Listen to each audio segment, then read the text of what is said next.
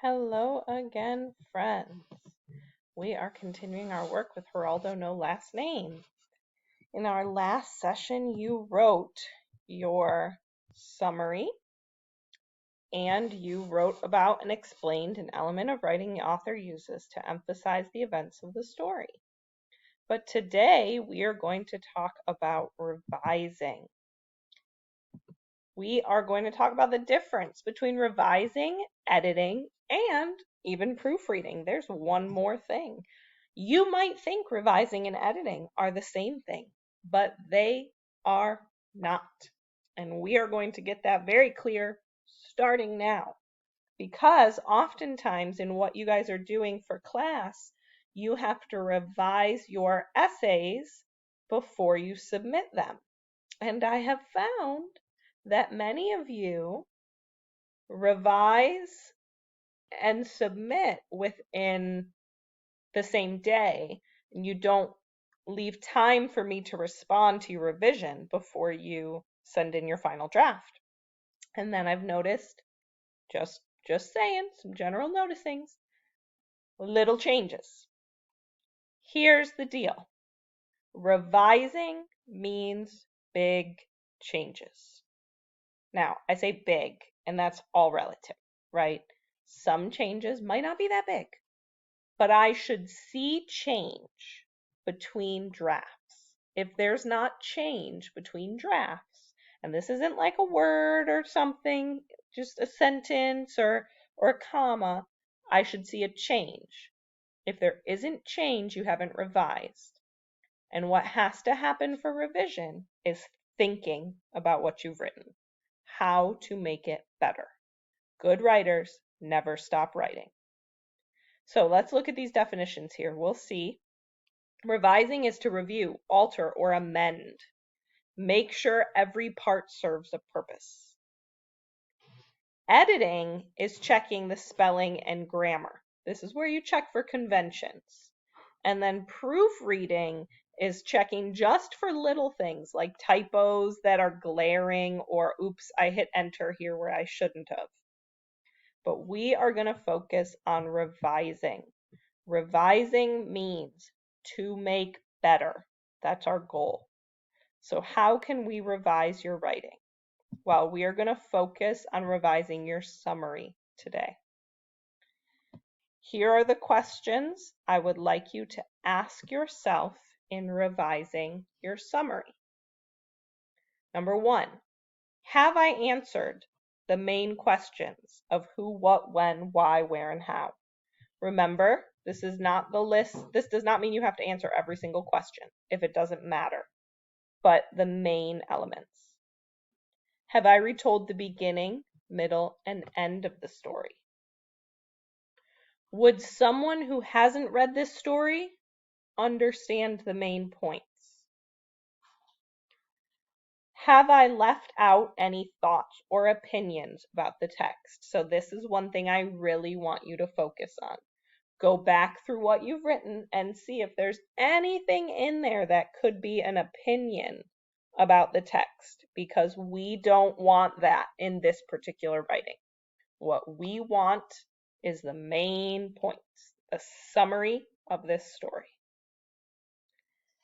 And finally, after you've done all that, then we can do some actual editing. Have I reviewed my writing for proper conventions? Do all of my sentences start with a capital letter? Do I have punctuation?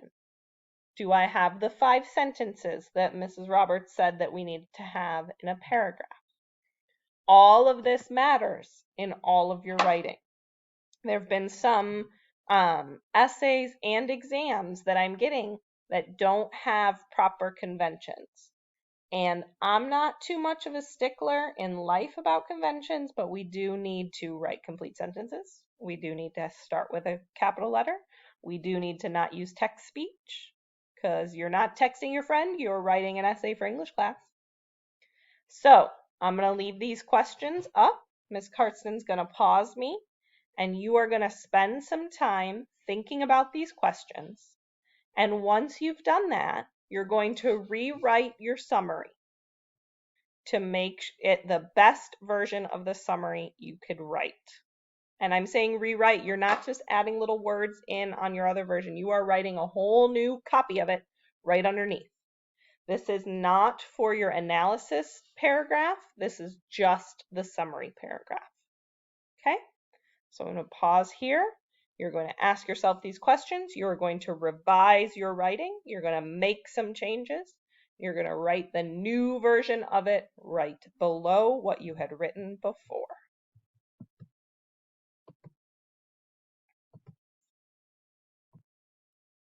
All right, now that you have two versions of your summary, two versions, I would like you to underline or highlight whatever you have, your new version to show the differences in what your second version has. I recognize, just like close reading, that doing this to this degree feels tedious. But what I really want to emphasize is that idea that revising is altering, changing, improving your writing. That is what good writers do.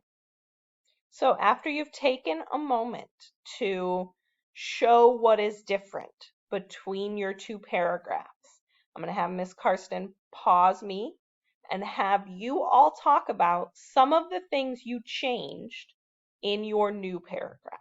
What did you add? What did you take out? What did you fix? It doesn't need to be specific. You don't need to read your paragraph to the class. Just want you to talk about what it was that you did to make the second version better. Okay, so we're going to pause here so that you can have that discussion. Excellent work, writers. Thank you so much for that discussion. Now, what you're going to do for the remainder of the time, which is going to be individual, we're not going to stop and go through it like we did together here, is the same process for your second paragraph. So now you need to ask yourself, what was I supposed to do in that second paragraph? Let's go back and double check because we always want to make sure. Name and explain one element of writing the author uses to emphasize the events in the story. So, did I name the thing that I saw the author using? And did I explain it? Explain is one of the most important things you can do as a writer. And do you want to know why? Because I am not in your brain. I don't know what you're thinking about this story. I know what I'm thinking about this story, but I don't know what you're thinking about this story. So I really need you to ask yourself in this paragraph, would Mrs. Roberts, who thankfully does not live in my brain, understand what I was trying to say about this element of writing? So let's say I was talking about the questions, that there are a lot of questions in this text. Did I explain how I think the author uses questions and how they emphasize the events of the story? Would Mrs. Roberts know what I was trying to say? If not, what do I need to alter or change or add to make sure that Mrs. Roberts would understand what I was trying to say about this text? The end of the day, that is the point of writing in English class. It's to help me understand your view.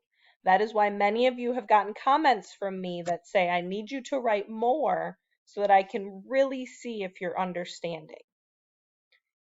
Oftentimes, whenever you think you're done writing, you should probably write at least one more sentence because there's still more to say.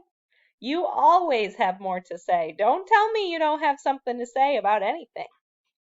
So, review that paragraph, ask yourself those questions, rewrite that paragraph. This is all you. This is all you.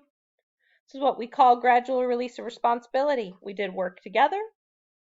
You did work with my guidance, and now you're going to give it a try. Remember, there is no particular type of literature element that I am looking for you to talk about. I'm wanting you to tell me what you noticed from this story and how you think it works in this story. How did the author emphasize the events of the story with whatever thing you're talking about. And did you write enough so that I would understand it? Okay? So I'm going to pause from here. It'll be up to Miss Cardston if she wants you to share out afterwards. I don't need you to share out. Really, the experience today was about improving our writing together in a variety of ways. And this time we used a fiction text, whereas the last couple we used nonfiction. I did get one response on suggestions for text in the future. Please remember, if there's a particular type of text or topic you would like me to cover when we do these types of lessons, I am happy to work that in, but I can only do that if you send me that information. So shoot me some emails about what you'd like me to have you read about in these lessons. You can expect similar things to this. We're going to read. We're going to write. That's what we're going to do in English class together. And that's what I love. Hope you had a great time going through this today, and I will see you next time.